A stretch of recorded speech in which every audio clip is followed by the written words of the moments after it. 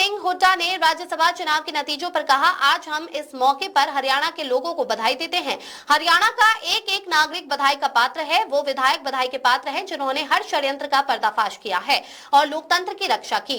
भाजपा ने हर तरह का हथकंडा अपनाया। मात्र एक राज्यसभा सीट के लिए इस तरह की अनैतिक राजनीति आज तक पूरे देश में नहीं देखी होगी।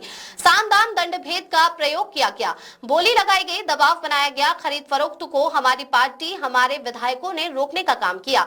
जब खरीद फरोख्त नहीं चल पाई तो रात के अंधेरे में प्रजातंत्र का गला घोटने का भी प्रयास किया गया। हमारे काउंटिंग के दौरान जो 4 मत अवैध घोषित किए गए वो सभी वैध हैं। ये जीत प्रजातंत्र की जीत है। प्रजातंत्र को बचाने के लिए हम हरियाणा के कोने कोने में जाएंगे। उन्होंने आगे कहा, हमारे जिन विधायकों ने अपना जमीन, अपना ईमान बेचने का काम किया है, वही नहीं बल्कि उनकी अगली पीढ़ी तक हरियाणा की जनता व उनकी क्षेत्र की जनता उनसे हिसाब मांगेगी। कांग्रेस पार्टी उन विधायकों के ऊपर कड़ी से कड़ी कार्रवाई करने जा रही है। आज इस मौके पे हम सब मिलकर हरियाणा के लोगों को बधाई देते हैं। हरियाणा का एक एक नागरिक बधाई का पात्र है। हरियाणा के वो विधायक कांग्रेस के बधाई के पात्र हैं जिन्होंने इस तरह के षड्यंत्र और साजिश का पर्दाफाश किया, लोकतंत्र की रक्षा करने का काम किया।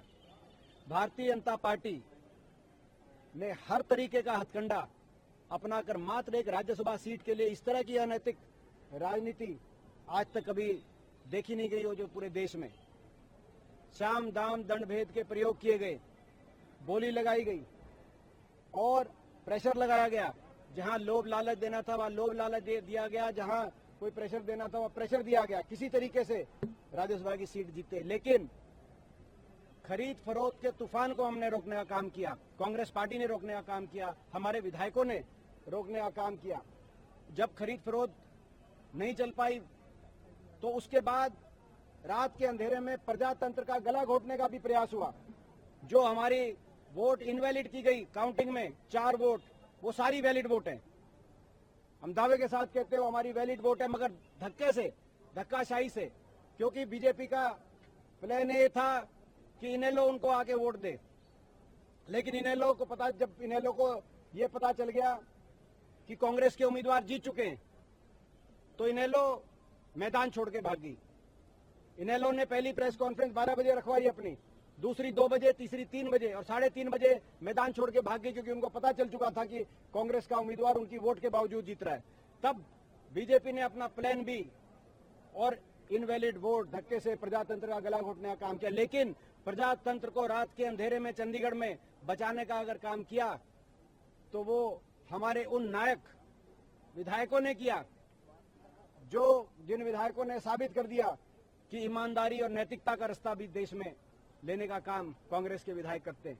मैं बधाई देता हूं उन विधायकों को, मैं बधाई देता हूं हरियाणा की जनता को।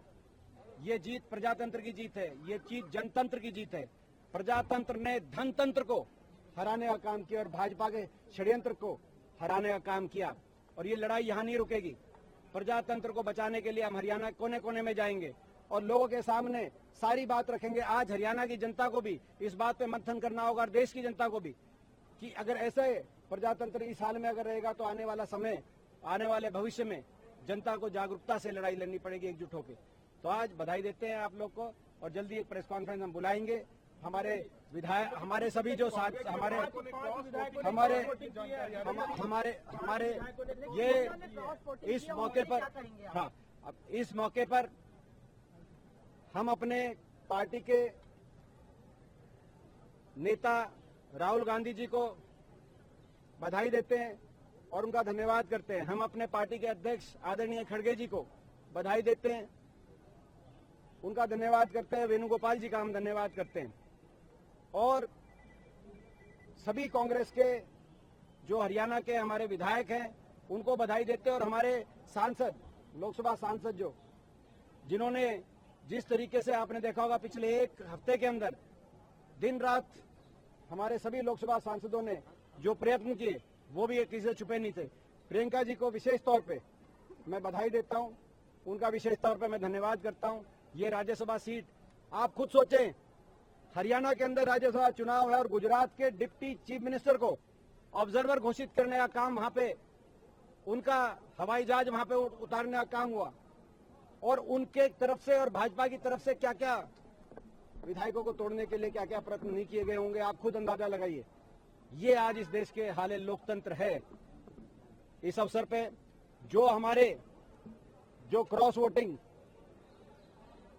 हमारे जिन विधायकों ने अपना जमीर बेचने का काम किया है, अपना ईमान बेचने का काम किया है, वही नहीं, उनकी अगली पीढ़ियों तक भी हरियाणा की जनता, उनके क्षेत्र की जनता हिसाब मांगेगी। हम उनके हलकों में जाएंगे, हम सब जाएंगे और हरियाणा की जनता उनसे हिसाब मांगेगी। और कांग्रेस पार्टी तो कड़ी से कड़ी कार्रवाई करने जा ही रही है। कौन कौन विधायकों ने अभी आज आपको पता चल जाएगा सब। कांग्रेस पार्टी कड़ी से कड़ी कार्रवाई उन विधायकों के ऊपर कांग्रेस पार्टी ने लेने का निर्णय किया ही है, लेकिन केवल पार्टी कार्रवाई नहीं करेगी, जनता भी उनका आने वाले समय में उनका हिसाब किताब लेने का कार्य करेगी। दीपेंद्र जी, ये जो पूरा रिजल्ट आया